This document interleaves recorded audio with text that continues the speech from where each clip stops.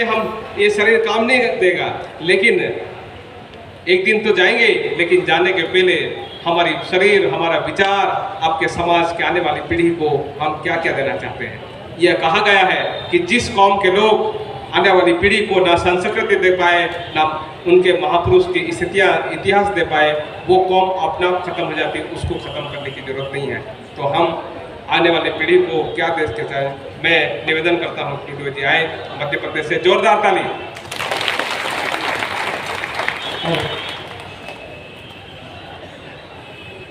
आज मध्य भारत के मध्य क्षेत्र जो इस आदिवासी भूमि पर अपना सामाजिक स्वशासन, अपनी सामाजिक स्वायत्ता, अपनी आदिम संस्कृति, अपने पूर्वजों और पुरखाओं के रिवाज को बचाने के लिए इस माई माटी की रक्षा के लिए लाखों में अपनी शहादतें, अपना बलिदान देने वाले इस मूल मिट्टी के मूल मालिकों की भूमि पर बैठे मूल वंशजों को मैं सेवा जोहर करता हूं। मैं जयसिंह डुडवे मध्य प्रदेश के मध्य भारत बड़वानी जिले से बिलोंग करता हूं, जो सातपुड़ा क्षेत्र है।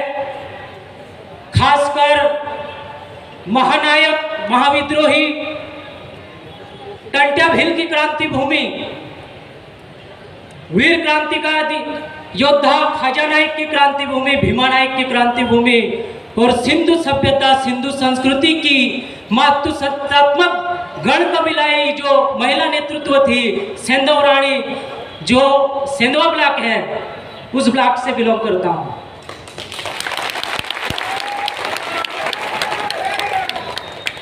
आज नागपुर में हम लोग हमारी अंतिम पीढ़ी के सामाजिक सांस्कृतिक अस्तित्व, अस्मिता, आत्मसम्मान और हक अधिकारों को बचाने के लिए जो हमारा Birsa brigade, Adivasi Vichar Manch Sahyadri Satpura, mission Madhya Bharat, self respect social movement of indigenous peoples India का जो आदिवासियों का सामाजिक स्वाभिमानी मिशन है, उसके माध्यम से इस लड़ाई के ऐतिहासिक मोड़ पे आज यहाँ पर हम इकट्ठा हुए हैं, उस ऐतिहासिक क्षण में कि हम लोग देश की व्यवस्था हमारे खिलाफ में ऐसी बना दी गई है कि आप लोग यूनाइटेड नेशन में जाके भारत के मूल मालिक, मूलवासी आदिवासियों का सामाजिक प्रतिनिधित्व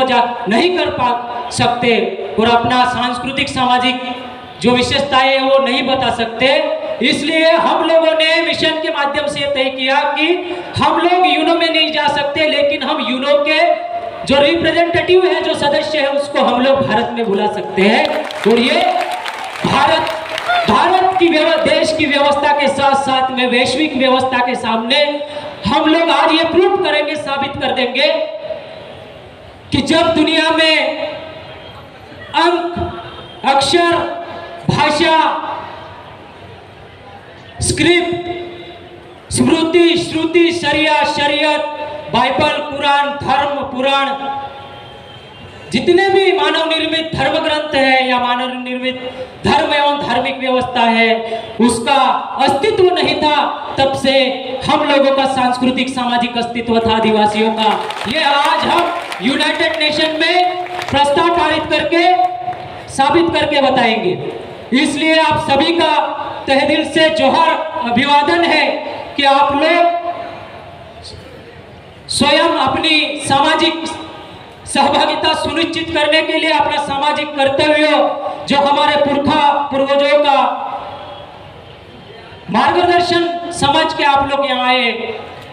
ये बहुत ही गर्व की बात है कि हम इस ऐतिहासिक कार्यक्रम के साक्षीदार रहेंगे। आने वाले समय में ये हमारी भावी पीढ़ी है उसका वजूद तय करेगी, क्योंकि आप लोगों को जो आमंत्रण पत्र दिया गया उसमें बता दिया गया है कि इस कार्यक्रम का उद्देश्य क्या है। सन 1993 में भारत सरकार की ओर से एक गैर आदिवासी प्रतिनिधित्व को सरकारी प्रतिनिधित्व बना के यूनो में यह हलफनामा दाखिल करवाया गया कि भारत में कोई भी अपनी विशिष्ट धर्म पूर्वी संस्कृति अपने पुरखों के रिवाज से संस्कारित एवं स्वशासित होकर जीवन शैली जीने वाला आदिवासी समुदाय नहीं रहता है, जबकि यहाँ पर धर्म एवं धार्मिक व्यवस्था से संस्कारित एवं स्वशासित आदिवासी समुदाय रहता है। यह आदिवासियों की पहचान को धूमिल करने की जो कोशिश की गई है उसके एवज में हम लोग यहाँ से जवाब देंगे कि हम उन सांस्कृतिक समुदाय के वंशज हैं जो आज भी हमारे पुरखों की संस्कृति और अपने पुरखा रिवाज से पुरखा सामाजिक व्यवस्था से संस्कारित एवं स्वशासित होते हैं। देश के कानून के अंदर जब इस देश में औपनिवेशिक शक्तियों का आगमन हुआ, यहाँ पे यूरोपियन ट्रेड व्यापारी आए, उसके बाद में डच इंडोनेशियाई बनिया व्यापारी आए, उसके बाद में कंबोडिया थाईलैंड इंडोनेशिया से व्यापारियों का जो आवागमन शुरू हुआ, उससे पहले इस देश में हमारा सामाजिक अस्तित्व था, हमारी अपनी विशिष्ट संस्कृति थी, हमारा अपना पुरखों का रिवाज था, हमारा अपना इस जल जंगल जमीन पर स्वशासन था, हमारी अपनी सामाजिक स्वायत्ता थी। लेकिन धीरे धीरे इन सभी संयुक्त औपनिवेशिक शक्तियों ने जब उस पूंजीवादी औपनिवेशिक शक्तियों के खिलाफ में यहाँ के नेटिव्स एबोरिजिनल इंडिजिनस आदिवासी पीपल्स ने आदिवासी क्षेत्रों में जब उन्होंने घुसपैठ किया तो उसका पुरजोर विरोध हुआ। जब पुरजोर विरोध हुआ तो इस वैचारिक विद्रोही ताकत को नियंत्रित करने के लिए उन्होंने अपनी एक व्यवस्था बनाई जिसका नाम है सरकार। यहाँ के आंदोलनों को दबाने के लिए सरकार बनाई, उसके बाद में लिखित कायदे कानून बनाए जो कायदे कानून हमारे ऊपर थोप दिए गए। उसके बाद में सातपुड़ा पूरे मध्य भारत में, सह्याद्री में, पूरे आदिवासी बेल्ट में आदिवासी हमारे पुरखों के ऊपर इन लोगों ने क्रिमिनल ट्राइबल बिल एक्ट लगा दिया, यानी कि गुनहगारी जमात कायदा, यानी जन्मजात गुनहगार का हमको टैग दे दिया, इन्होंने ठप्पा लगा दिया। आदिवासियों के घर सातपुड़ा मध्य भारत में, नॉर्थ ईस्ट में कोई बेटी पैदा होती थी, कोई बेटा पैदा होता था तो उसका रिकॉर्ड जो है पुलिस चौकियों में लिखा जाता था कि आदिवासियों के घर में एक और क्रिमिनल पैदा हो गया या एक क्रिमिनल बेटी पैदा हो गई। ये इतना बड़ा गुनहगारी जमात का टैग लगा दिया गया था हमारे ऊपर। आज हमारे समाज में, गांवों में, कबीलों में, ढाणियों में, वाड़ियों में, फलियाओं में, पाड़ाओं में जब बच्चे का जन्म होता है तो उसका जो रजिस्ट्रेशन होता है तो हमारे यहाँ पर आशा कार्यकर्ता या फिर आंगनवाड़ी कार्यकर्ता आके उसका वहाँ पे दर्ज होता है आंगनवाड़ी कार्यकर्ता में। उस समय पे वो पुलिस स्टेशन, पुलिस चौकी में होता था। पूरे क्षेत्र में आदिवासियों को बंदूक से उड़ाने का, तोप से उड़ाने का, तलवार से काटने का, मारने का अधिकार इन औपनिवेशिक शक्तियों के संयुक्त ईस्ट इंडिया कंपनी सब साथ में इनकी संयुक्त शक्तियों ने कानून लाके बना दिया। उस समय मध्य भारत में महानायक क्रांतिकारी योद्धा भील ट्राइब किसान कबीलाई पुरखा टंट्या भील ने इस व्यवस्था के खिलाफ में व्यापक आंदोलन छेड़ दिया और उन्होंने अपने साथियों के माध्यम से अंग्रेजों को यह संदेश पहुंचाया, टंट्या भील को पकड़ने के लिए औपनिवेशिक शक्ति और ईस्ट इंडिया कंपनी के अंग्रेज शासन व्यवस्था ने बहुत कोशिश थी लेकिन वो उनके हाथ में नहीं आ रहे थे। उस समय अपने युद्ध के रणनीतिकार रेगा कुरकुर छोटा बारले को टंट्या भील ने अंग्रेजों के पास में संदेश लेके भिजवाया, अगर टंट्या भील को पकड़ना है तो आपको अंग्रेजी सेना में आदिवासी पुलिस की भर्ती करनी पड़ेगी। आदिवासी आदमी ही टंट्या भील को पकड़ सकता है, अंग्रेज और व्यापारिक शक्तियों के बस की बात नहीं है। उस समय टंट्या भील ने इस व्यवस्था के ऊपर प्रेशर बनाया, एक अपना सामाजिक दबाव बनाया इस देश की व्यवस्था पर। उस समय आदिवासियों का सामाजिक दबाव था और क्रिमिनल ट्राइबल्स बिल्स के एवज में सन 1862 का हेरिडिटरी एक्ट ब्रिटेन की संसद में पारित करवा के टंट्या भिल ने हमारे ऊपर से जो क्रिमिनल ट्राइबल बिल का जो ठप्पा लगा था वो अंग्रेजों से खत्म करवाया। यानी कि क्रिमिनल ट्राइबल बिल से आपको इंडिया के कॉन्स्टिट्यूशन में शेड्यूल ट्राइब्स होने का जो दर्जा दिया है वो महानायक टंट्या भिल की देन है। आज आप लोग संविधान के अनुच्छेद 342 में शेड्यूल ट्राइब्स इसके लिए कहे गए हो अनुसूचित जनजाति, यानी बहुत से छोटी छोटी जातियों, गण कबीलों, गण समूहों का एक संयुक्त सामाजिक समुदाय जो है व्यवस्था है उसको शेड्यूल ट्राइब्स किया गया है। अंग्रेजी में जब इसका डेफिनेशन सुप्रीम कोर्ट में या फिर देश की जुडिशियरी में होता है तो शेड्यूल ट्राइब्स को अंग्रेजी में एक समुदाय माना गया है, कास्ट नहीं माना गया है। अनुसूचित जनजाति हिंदी में उसको डिफाइन किया गया है भले ही कॉन्स्टिट्यूशन में, लेकिन जब बात सुप्रीम कोर्ट में आती है आदिवासी मामलों की, जब जुडिशियरी में आती है, जब बात एक एडवोकेसी में आती है तो उसको शेड्यूल ट्राइब्स यानी एक संयुक्त सामाजिक समुदाय माना गया है। यानी कि हम लोग कास्ट नहीं है, हम लोग कम्युनिटी है। इसीलिए गुजरात लैंड रेवेन्यू रूल्स 1972 और बॉम्बे ट्रेजरी रूल्स 1960 के अंदर हम लोगों को natural revenue of the community बोला गया है। जो एबोरिजिनल इंडिजिनस टाइप पीपल्स जो है इंडिया का वो natural revenue of the community है, यानी कि प्राकृतिक राजस्व समुदाय है। यह प्रकृति के भौगोलिक बदलते वातावरण के अनुसार चलने वाला समुदाय। कुछ लोग हमको अलग अलग धर्म एवं धार्मिक व्यवस्था से जोड़कर परिभाषित कर रहे हैं, हमको अलग संज्ञा दे रहे हैं, हमारा सामाजिक सांस्कृतिक विकृतीकरण कर रहे हैं। तो टंट्या भिल की वजह से आपको आज शेड्यूल टाइप्स होने का दर्जा मिला। टंट्या भिल ने अंग्रेजों के ऊपर प्रेशर बना के हेरिडेटरी एक्ट पारित करवाया और हमारे ऊपर से जो गुनहगारी जमात का कायदा जो है हटा। तब से हमको इस देश की व्यवस्था में थोड़ा सा सामाजिक सम्मान मिला। तो ये हमारे पूर्वजों की देन है। टंट्या भिल की वजह से पहली बार भारत में 1600 आदिवासियों को अंग्रेज सेना में भर्ती किया गया, यानी कि हमारे लिए रिजर्वेशन का जो दरवाजा है इस देश में आदिवासियों के लिए सबसे पहले टंट्या भिल ने खोला था। उसी रिजर्वेशन का जो सेटलमेंट होने के बाद में आगे चल के 1919 का जो गवर्नमेंट ऑफ इंडिया एक्ट बना, 1900 संशोधित होकर 1921 का गवर्नमेंट ऑफ इंडिया एक्ट बना, वो संशोधित होने के बाद में आखिरी जो 1935 का भारत शासन अधिनियम बना उसमें भी आपको शासन की व्यवस्था में सामाजिक प्रतिनिधित्व थोड़ा थोड़ा दिया गया। और जो उसमें आंशिक वर्जित क्षेत्र और संपूर्ण वर्जित क्षेत्र 91-92 में सेक्शन में एक्सक्लूडेड एरिया और पार्शियली एक्सक्लूडेड एरिया, यानी कि आपका स्वशासन और स्वायत्ता उसी में 35 से ही आपको मिल गई थी।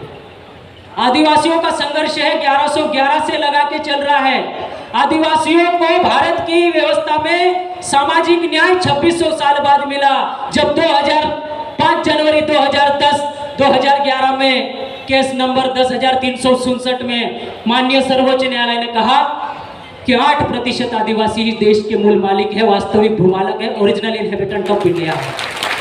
2600 साल लग गए। 2600 साल के संघर्ष के बाद में इस देश की सर्वोच्च संवैधानिक संस्था सुप्रीम कोर्ट ऑफ इंडिया ने इस बात को मान्य किया। चीफ जस्टिस मार्कंडेय काटजू एवं ज्ञानसुधा मिश्र की दो जजेस की बेंच थी, उसने इस बात को स्वीकार किया कि हजारों सालों से आदिवासियों के साथ में ऐतिहासिक अन्याय होते आया है।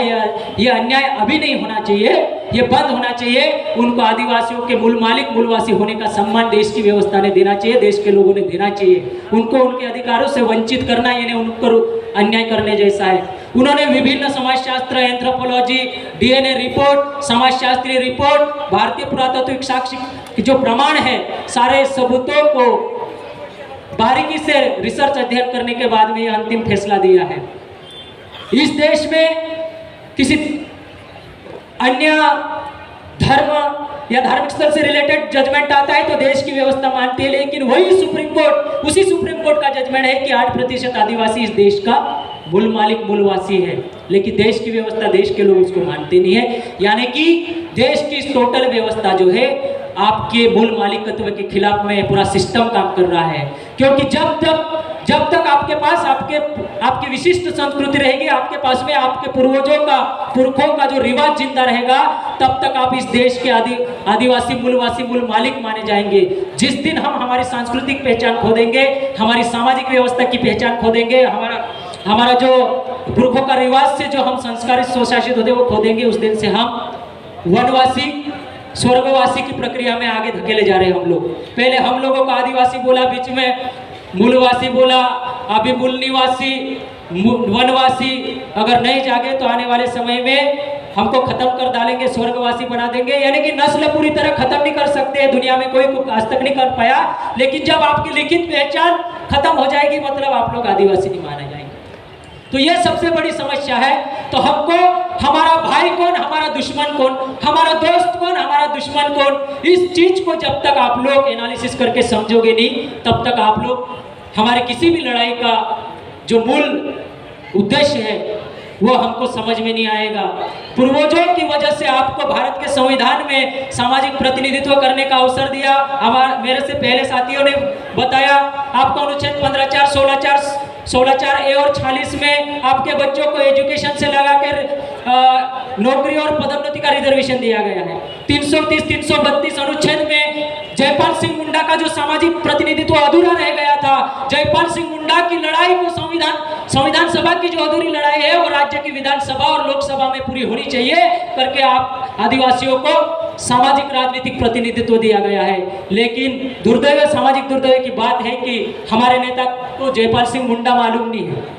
वो समाज का प्रतिनिधित्व करने के बजाय गैर आदिवासी राजनीतिक दलों का प्रतिनिधित्व करते हैं, उनकी थोपी हुई धार्मिक विचारधारा का प्रतिनिधित्व करते हैं। तो समाज का सही सामाजिक रिप्रेजेंटेशन इस देश की संसद में होना चाहिए, इस देश की राज्यसभा की राज्य विधानमंडल की विधानसभाओं में होना चाहिए। इसलिए ये जो वैचारिक पीढ़ी जो खड़ी हो रही है ये उसी के लिए है। इसलिए आपको ये पूरा सिस्टम समझने के लिए मिशन के माध्यम से सामाजिक शिक्षा दीक्षा से परिपूर्ण कैडर प्रशिक्षण शिविरों का भी आयोजन होता है, पूरे देश में होता है। आप आपके क्षेत्र में जहाँ पे भी कैडर प्रशिक्षण शिविर आयोजित हो वहाँ पे अपने सुशिक्षित, प्रशिक्षित, शिक्षित बच्चों को भेजिए। तो एक वैचारिक सामूहिक सामाजिक एकीकरण की ताकत बनेगी, एक मजबूत वैचारिक जन उठाव तैयार होगा, जन समूह तैयार होगा। अभी यह समय किसी जाति से लड़ने का समय नहीं है, यह बहुत बड़ी व्यवस्था के साथ में लड़ाई लड़ने का समय है। इसलिए छोटी छोटी उपजातियां, कबीले, अलग अलग गण समूहों पे उलझने की अभी जो समय नहीं है। हम सब आदिवासी हैं, हम सबको संविधान में एक ही सामाजिक नाम दिया गया है, वही हमारे लिए सामाजिक अभिमान और स्वाभिमान की जिम्मेदारी। इस चीज को समझते हुए हमारे बीच में आदिवासी परिवार के वैचारिक गुरु भंवरलाल परमार दादा पधार चुके हैं राजस्थान से, उनका स्वागत कीजिए। मध्य भारत के आदिवासियों की वैचारिक बुलंद आवाज आदरणीय भंवरलाल परमार दादा, उनका जोरदार एक बार तालियां हो जाए। राजस्थान से जितने भी मध्य भारत के हिल टेरिटोरी से जितने भी साथी आए हैं उनका जोरदार स्वागत कीजिए। तो अभी ज्यादा न कहते हुए मैं 4 लाइन बोलूंगा और मेरे पुरखाओं ने जो मार्गदर्शन दिया उन विचारों को मैं स्टॉप करूंगा। हमको सता के देख ले जालिम, तेरी ताकत जहां तक है। हमको सता के देख ले जालिम, तेरी ताकत जहां तक है। हम भी देखते हैं तेरे अत्याचारों की सरहद कहां तक है। हम भी देखते हैं तेरे अत्याचारों की सरहद कहां तक है। हम भी बिरसा और टंट्या के उलगुलान को पूरा करके रहेंगे। रोक सके तो रोक ले, लगा ले अपनी ताकत, तेरी ताकत जहां तक है, तेरी ताकत जहां तक है। जय बिरसा, जय टंट्या, जय आदिवासी, जय वीर प्रदेश।